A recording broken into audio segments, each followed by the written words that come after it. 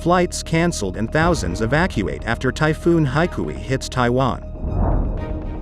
NovoNordisk toppling LVMH as Europe's most valuable company.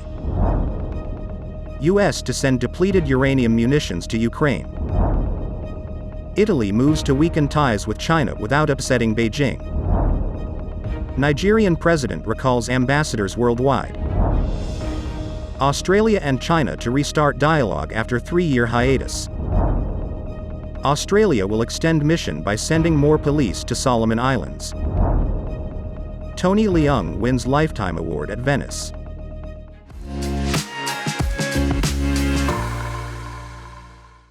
Hello, I'm Johnny. Thank you for joining us on Funday News. It's Monday, September 4th, and here are your top stories.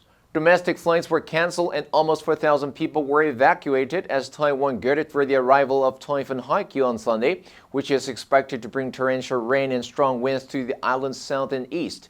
Haikui is forecast to make landfall in the mountainous and sparsely populated far southeast of Taiwan late Sunday afternoon. Counties and cities in the east and south canceled classes and declared a day off for workers. This will be the first typhoon to make landfall on the island in 4 years. According to Tropical Storm Risk, Haikui is a much weaker storm than Typhoon Seola, which hit Hong Kong and the southern Chinese province of Guangdong on Saturday. Haikui is expected to be only a Category 1 or 2 typhoon when it hits Taiwan.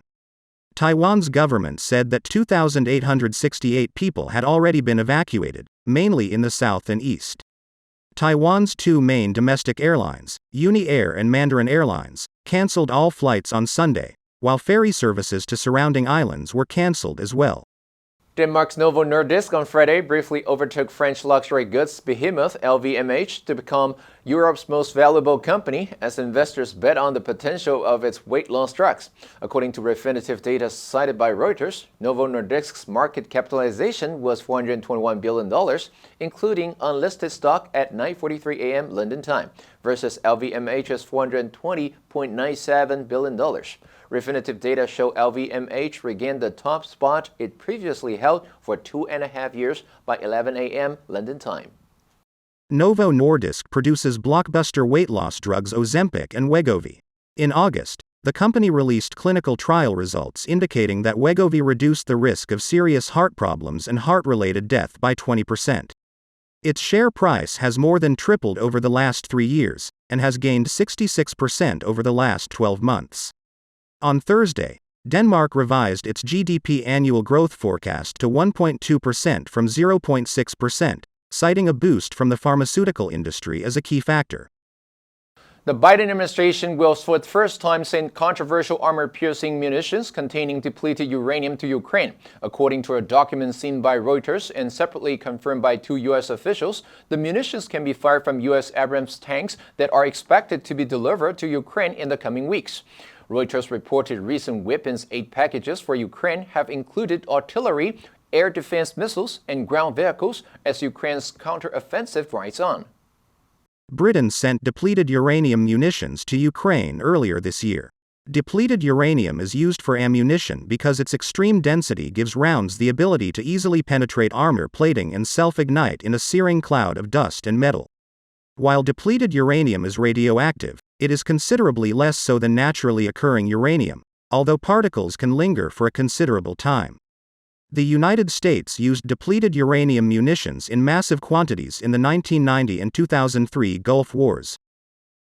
Italy's Foreign Minister Antonio Tajani has scheduled travel to China this weekend. During a 3-day trip starting on Saturday, Prime Minister Giorgia Meloni's deputy will meet with Chinese Foreign Minister Wang Yi and other officials to discuss the possibility of leaving the Belt and Road Initiative, an investment pact designed to deepen economic ties with allies.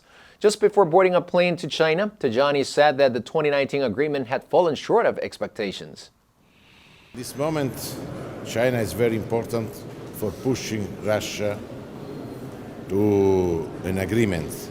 In a Bloomberg television interview on Saturday at the Ambrosetti Forum in Cernabbio, Italy, Tajani told Francine Lacqua that the Belt and Road was a decision made in the past. Whatever Italy decides regarding the pact, it will not be a message against China. Meloni has said she will visit China in the coming months as part of the outreach started by Tajani. Maloney's government must decide by the end of the year whether to renew its involvement in the Belt and Road program.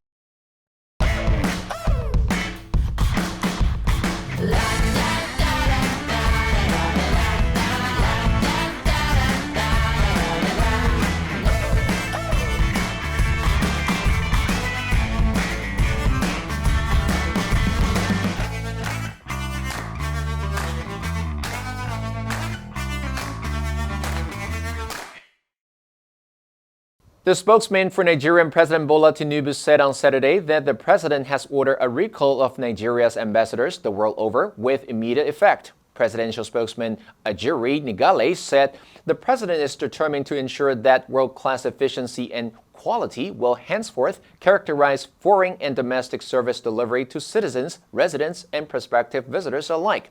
Nigeria's United Nations permanent representatives in New York and Geneva are exempted from the total recall. The spokesman said it's because of the upcoming United Nations General Assembly later in the month. Nigeria has 109 diplomatic missions worldwide, comprising 76 embassies, 22 high commissions, and 11 consulates.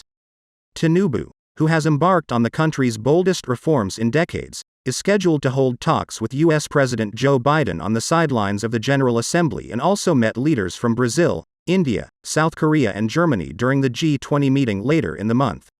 Australian Foreign Minister Penny Wong said in a statement on Saturday that the Australia-China high-level dialogue will be held in Beijing on Thursday. This dialogue serves as a platform for senior representatives from industry, government, academia, and other areas to discuss issues ranging from trade and investment to regional and international security. China's former Foreign Minister Li Jiaxing will co-chair and will lead the Chinese delegation, while former Trade Minister Craig Emerson will co-chair as head of the Australian delegation. Wong said, "This is the first time the dialogue has been held since early 2020, and it represents another step towards increasing bilateral engagement and stabilizing our relationship with China." She also said, "The resumption of the dialogue was one of the outcomes of my meeting with China's State Councillor and Foreign Minister Wang Yi in Beijing in December. Beijing has lifted some restrictions on Australian goods and Prime Minister Anthony Albanese has been invited to visit." On Sunday, Australia said that it would send additional police to the Solomon Islands to boost security for the Pacific Games in November, keeping them there until June to assist with the general election. The Solomon Islands said last Friday it had invited Australia to extend its police presence, which was originally due to end in December. A spokesperson for Australia's Department of Foreign Affairs and Trade said Sunday Australia was Solomon Islands' primary security partner. The Australian police will work alongside officers from Fiji, New Zealand, and Papua New Guinea. The Australian police contingent arrived in December 2021 to quell anti-government riots, while Chinese police trainers arrived this year to prepare for the Games. More than 5,000 athletes from 24 nations are expected to attend the Games, for which China has donated and constructed stadiums and other venues.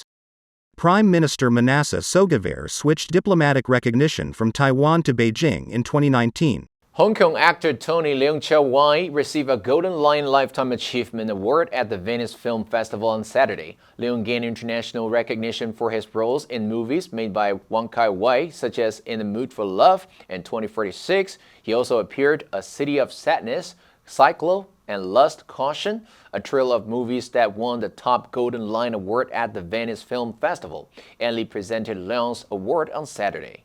Talking to reporters ahead of the ceremony, the 61-year-old Leung said acting had helped him become less shy. He said, "I used to suppress all the feelings inside. I didn't show all my feelings in front of others." Leung said he was about to make his first European film, Silent Friend, directed by Hungary's Ildikó Enyedi. His upcoming work, including the Hong Kong crime thriller, The Goldfinger, which opens at the end of the year and will reunite him with Andy Lau, his co-star from the 2002 hit Infernal Affairs. The answer for last Friday was D, sophisticated, 精密的. Honeybees use one of the most sophisticated communication systems of any insect. Did you answer correctly? Now let's delve into the news of flights being cancelled due to the Typhoon Haikui. Number 1, sparse, 稀少的, 稀疏的, 零落的. Vegetation becomes sparse higher up the mountains. Number 2, gird yourself, somebody, up for something. 为战斗、比赛等艰苦工作做好准备. With audiences in the U.S. falling for the first time in a generation, Hollywood is girding itself for recession. Number 3. Torrential. 倾盆的,倾泻的. The game was cancelled owing to torrential rain. Next, we have a multiple choice question for everyone to practice. Which answer would you choose? You can write your answer in the comment section. The correct answer will be announced tomorrow. And that's all for today's Funday News. Be sure to tune into Funday News from Monday to Friday and click the link below to join Funday for free. I'm Johnny Wu, your host. I'll see you next time.